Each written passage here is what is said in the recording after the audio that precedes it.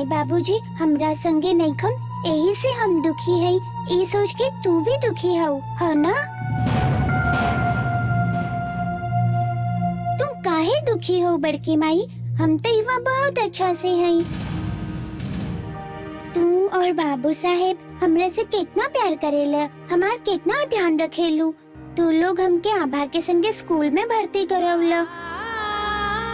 हमके तू लोग इतना कुछ दिले बाड़ा, इतना कपड़ा, इतना खिलौना, इतना अच्छा अच्छा खाना हम खाएली। हमके कोनो तकलीफ नहीं के। तो एकदम चिंता मत कर बड़की माई। तू और बाबू साहेब हमार माई बाबूजी जैसन ही तो बाड़ा, है ना? तुम लोग बाड़ा ऐसे हमके माई बाबूजी की याद ही ना आवेला। हम तो उन लोग के चेहरा तक भुला गए हैं। हम यहाँ पर बहुत अच्छा से हैं।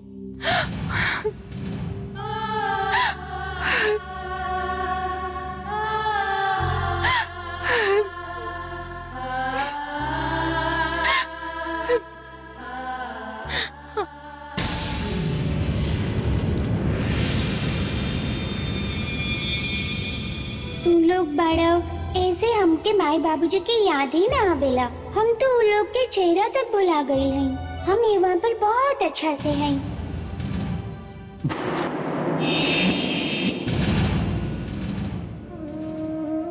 हाँ बड़की माई, हम सच कह रहे हैं। हमके अपन माई बाबूजी के एकदम याद ना आवेला। पहले आवत रही, वो दोनों तो हमके छोड़ के चल गए बाड़न। कब्बो हमरा से मिले भी ना आइलन, और कब लौटी है यो पता नहीं के। अब से तू लोग ही हमार माई बाबूजी बाड़ा।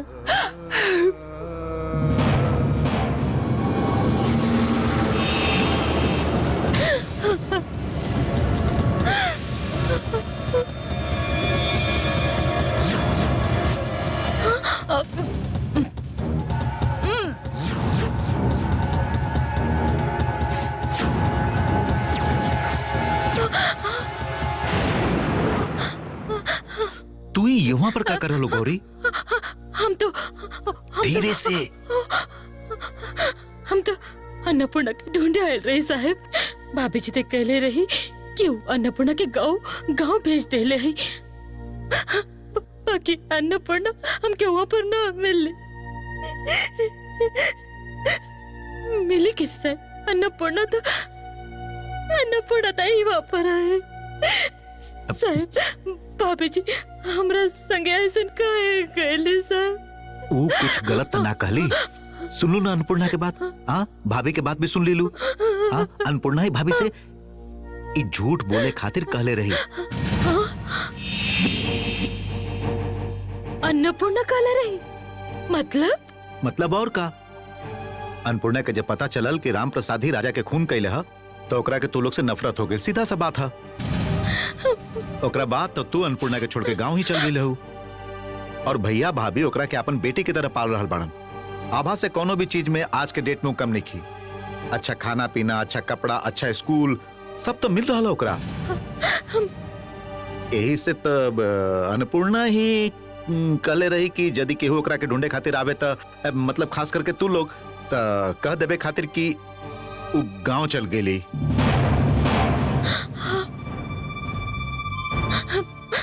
बाकी साहब अन्नपूर्णा के बाबूजी राजा बेटा के खून ना केले बाड़े।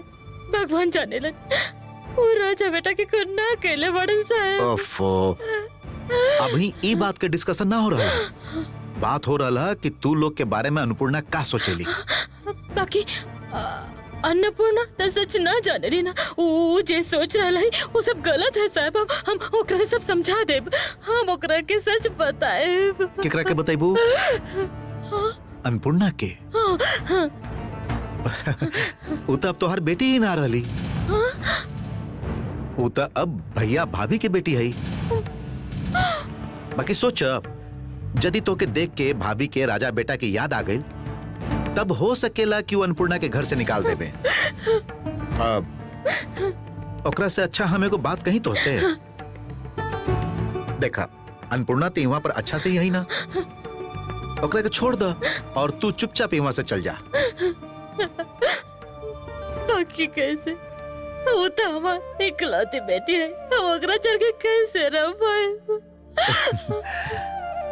गौरी तू खाली अपना बारे में सोचत हो, अन्नपूर्णा के बारे में कुछ ना सोच रहा हो। देखा, यदि अन्नपूर्णा यहाँ पर रही तो ओकर लालन पालन, ओकर पढ़ाई लिखाई, मतलब कि जो भविष्य ओकरा के मिली, का तू उ सब ओकरा के दे पैबू? देखा, यदि उ ठीक से पढ़ लिख जाई तो ओकरा पर सबसे ज्यादा गर्व तो तोके ही होई ना, बोला। अब तू ही सोच के देखा कि ना हम तो के रोक ना रहे, तू जा मिल ला भाभी से, चाहता अन्नपूर्णा से भी मिल ला। बाकी देखा, अन्नपूर्णा जब एक दिन नाम कमाई तो गर्व तो तोके ही हुई। साहब, आप जे कर रहे शायद ठीक ही कर रहे। हम अब कभी यहाँ पर ना आए। बाकी आप भी अन्नपूर्णा के मत बताए कि हम यहाँ पर आयल रही, कभी मत बताए। तू निश्चिंत रहा, अन्नपूर्णा के कबो ही पता ना चली कि तू यहाँ आयल रहो। जा।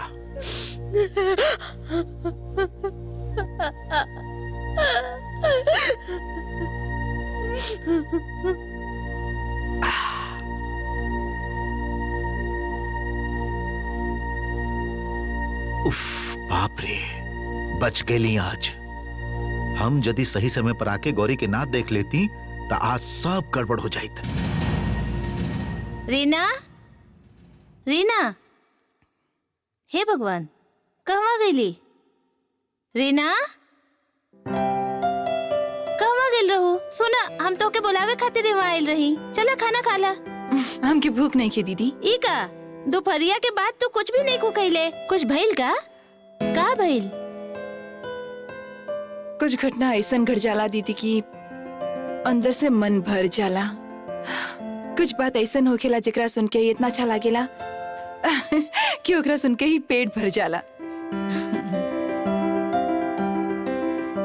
एकर मतलब ए समय तोहार पेट प्यार से भरल है, तब तो ठीक है। हाँ दीदी, अन्नपूर्णा हमरा से कुछ ऐसा बात कहली कि का कहली अन्नपूर्णा?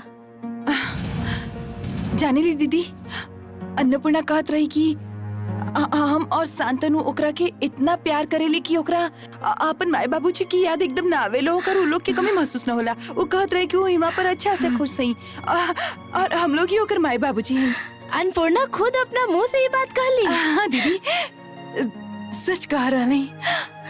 इतना दिन से हम एगो बहुत बड़ा अपराध बोध में जियत रही दीदी। आज जब ओकर बात सुन ली था तो बहुत हल्का महसूस कर रहा नहीं। ठीक ही था, हम ओकरा संगे कितना खराब व्यवहार करत रही, बहुत अन्याय कइले हई। ओकरे प्रायश्चित करे की कोशिश कर रहा हई दीदी।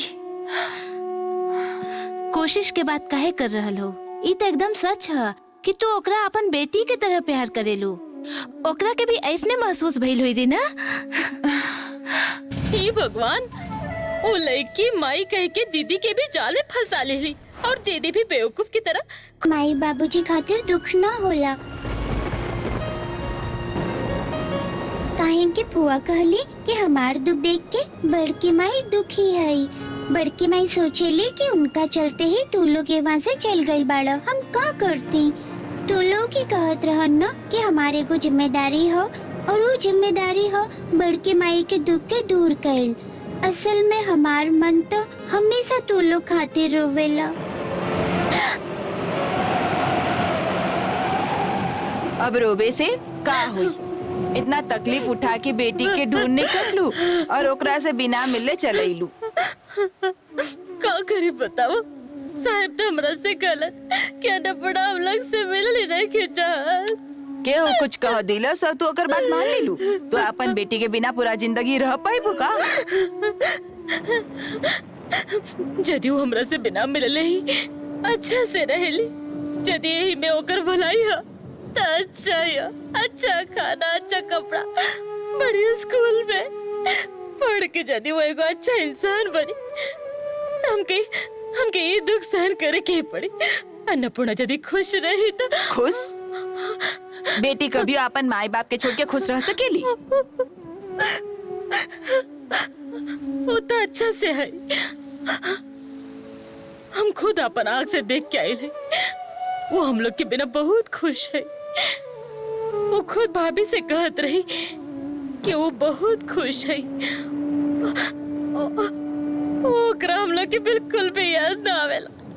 हम लोग खातिर ओकरा कौनो दुख नहीं के।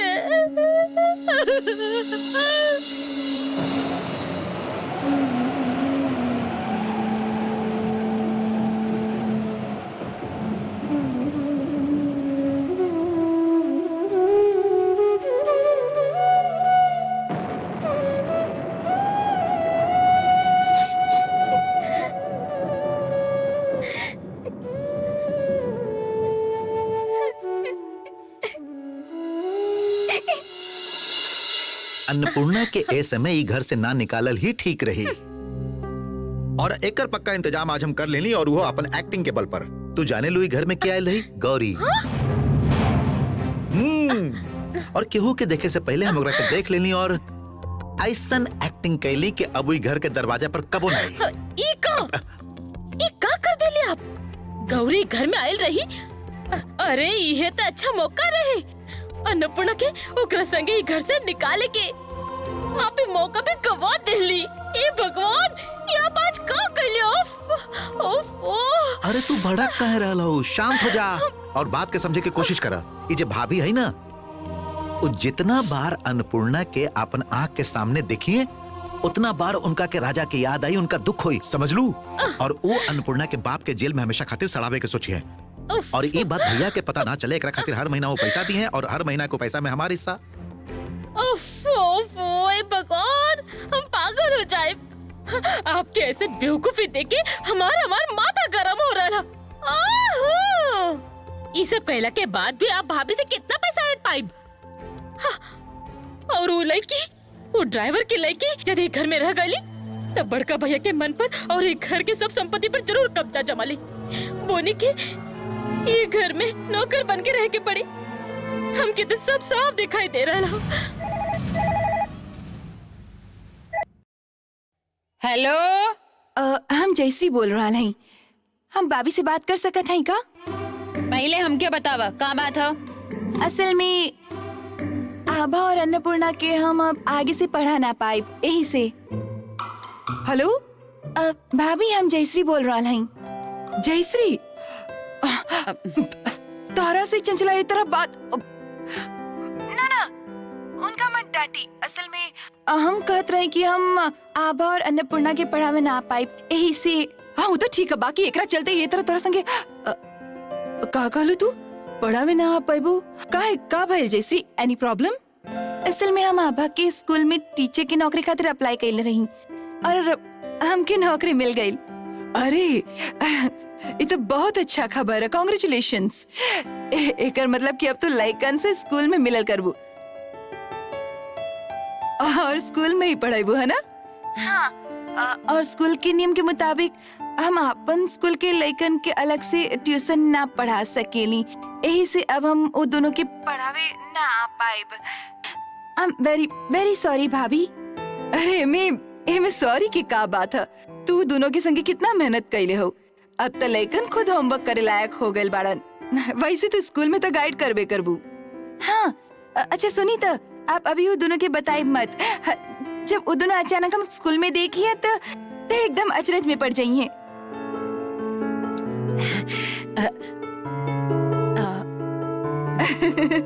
ठीक है ना, हम एकदम ना बताए रखत है। कब कब आवत रही है? पापा आए, तो आ गेला?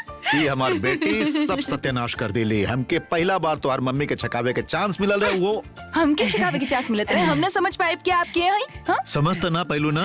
बाबर साहेब, तबीयत ठीक है ना? हम एकदम ठीक हैं। ओ हमके एगो बात कहे के रहे। क्या बात है? हम जब यहाँ वापस आवत रहे तब कई लोग हमरा पास आइलन और आके कहलन कि हम लोग भी तोहरा संगे पटना चलब। हम पूछली कि तू लोग के बाड़ा, तो वो लोग कहलन कि हम लोग चाहे जे भी होखी, बाकी हमारे फ्रेंड लोग पटना में रहेले, हम लोग वो लोग से मिले जाए। हम कहली ना, वो लोग कहलन हाँ, हम कहली ना। वो लोग के रहन? रुका, अब तो वो लोग हमरा संगे आ गइल बाड़न। कहाँ बाड़न? बाड़न ना,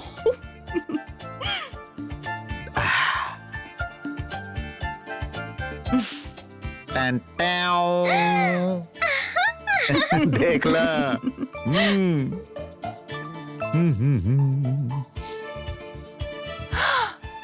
वाह,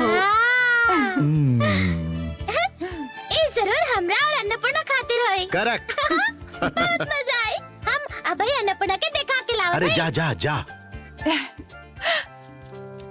अन्नपूर्णा हमारा पापा लौट आइलन। वहाँ से खूब सुंदर मिट्टी के खिलौना लाइल बाड़न। देखा कितना सुंदर है। एगो हिरन एगो शेर है। अन्नपूर्णा तू कौन सा लेबो बताओ ना। दोनों बहुत अच्छा। तू जे कहबो हम वही खिलौना तो के देब। का भइल अन्नपूर्णा कुछ तो बोला का भइल।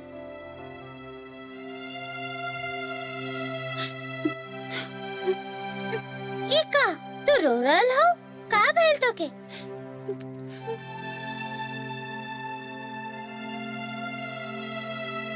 ई तो तोर माई बाबूजी के फोटो। एकर ऐसा हालत कैसे भइल रे। फोटो पर धूल जम गई रहे तो हम फोटो साफ करत रही, तभी हमार हाथ से छूट के वो कीचड़ वाला पानी में गिर गई। ई दाग न जा रहल, अब का होई। एगो फोटो खातिर तू इतना दुखी हो। हमके जब माई बाबूजी से बात करे के रहत रहे ना, तो हम यही फोटो से बात करत रही। चलो तू एकरा रख द। अरे रख द ना, स्कूल खातिर देरी हो रहला ना। आज हमार हाफ डे हो, जल्दी छुट्टी हो जाए तो हम लोग लौटला के बाद एकरा के खूब अच्छा से साफ करब, ओकरा बाद खेलब। चलो चलो आ जा, बैग पकड़ा चला।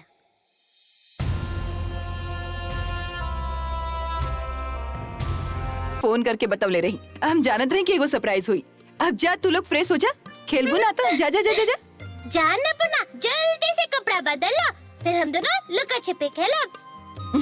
ना रे, हमके खेले के मन न कर रहल। काहे अन्नपूर्णा, तू खेलल काना चाह रहल हो। तोहर चेहरा काहे उतरल बोला। काहे रे अन्नपूर्णा, तो भैया अपन माई बाबूजी के फोटो के लेके दुखी हो। माई बाबूजी की फोटो के लेके दुखी है मतलब का भइल। एकर माई बाबूजी के फोटो खराब हो गइल ह, ऐसे ही दुखी है। अन्नपूर्णा एगो फोटो खराब हो गइल तो का भइल। हमरा पास तो माई बाबूजी के एक फोटो रहे। ओ आभा तू जाके कपड़ा बदल ला, हम देखत है कि के तरह हम अन्नपूर्णा की प्रॉब्लम सॉल्व कर सकेली। कैसे। जादू। प्रॉमिस। प्रॉमिस।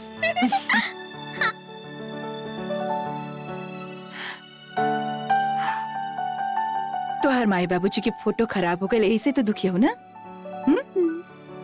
अच्छा, हम तो की दूसरा फोटो लाके देत हई। एगो और फोटो हमार माई बाबूजी के तोरा पास हो। देख लिया, थोड़ी का सा रुका।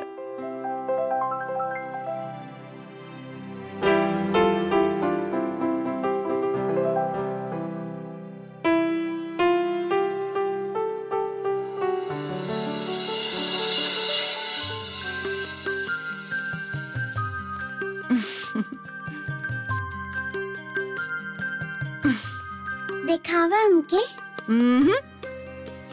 पहले आंख बंद कर। अब तो दे दो।